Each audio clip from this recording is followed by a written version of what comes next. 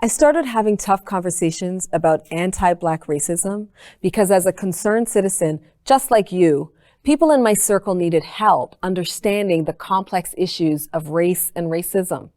Being multicultural, biracial, and someone who understands the biases and privileges on both sides of racism, I felt a particular responsibility to bring both sides together to better understand each other. I know through communication and understanding, any and everything can be resolved. But I had to figure out, how do we continue learning at different levels because we're all coming from different degrees of experience? In examining the concerns of Black allies, I realized I needed to frame this up for you guys in terms of the ideals I think we have in our minds, and that is becoming better allies, better friends. Would you agree? Would that make us feel more confident, competent in addressing issues of racism and inequality? So now that we're started doing this work, becoming more responsible for our beliefs and attitudes around race, and having social justice and equality goals in our community, how do we measure our progress and know if we're on the right track? For those of you who are not so certain and who need to prove it to themselves, I wanted to make sure there's a process, a journey mapped out that you can refer to while you're doing the work and digging in deeper into your unconscious biases and your conscious decisions. So I'd like to propose that we're on an ally journey together, a journey of awareness, and there are 5 stages to becoming anti-racist. Stage 1, fear of discomfort and uncertainty of what to do. We're starting at uncertainty and fear of doing the wrong thing, which often leads to paralysis. And that's the worst, because indecision and inaction eats at your confidence and plays tricks on your mind and your ability to trust yourself. So if you feel this way, this is the time to lean into the discomfort. Recognize it for what it is. Years of false information clouding your ability to see through systemic racism and build stronger bonds with the Black folks in your beautifully diverse communities. Stage 2, awareness of biases and willingness to talk about it. Once we do some internal work and observe ourselves and our reactions to certain racist situations, comments, or inaction, we begin to see our own biases and how they shape our thought processes, our attitudes, and whether or not we show up as an ally.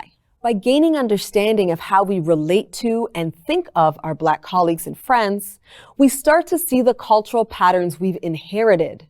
And then we feel freer to actually talk about it and let them go. Stage 3, learning about the other and taking action despite discomfort. Taking little steps, like talking about your feelings around race, shows that you're taking responsibility for your own mindset and your own behaviors. You inevitably become more interested in learning more about Black history and the Black experience so that you can compare your own experiences. Once you start taking action to see the realities with your own eyes, you begin seeing validity in other realities that previously you didn't believe were true. That's when you move beyond the blindness that when things don't affect you personally, they're not real. Stage 4, increased understanding of the other and responsibility to act. Our confidence is slowly increasing with our ability to understand racism better, to help others do the same, and to control our environment better. We no longer feel in the dark when we have better information to take in and use.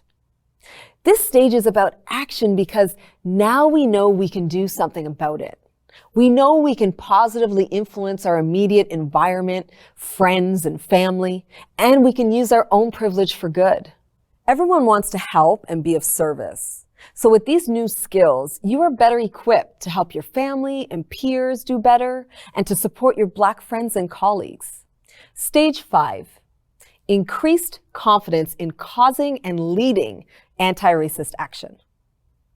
you become more and more enlightened about the many political, social, and cultural things going on around us that move us through life and have these significant intercultural experiences.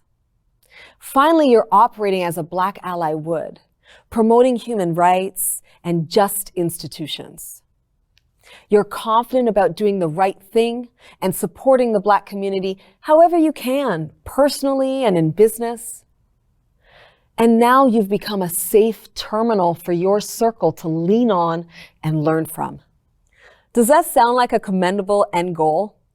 I hope it inspires you to pick up a new book or participate in a workshop like Tough Convos that helps guide you through the stages of becoming a true Black ally and putting allyship to work in a way that makes sense for you, for your lifestyle, and your goals.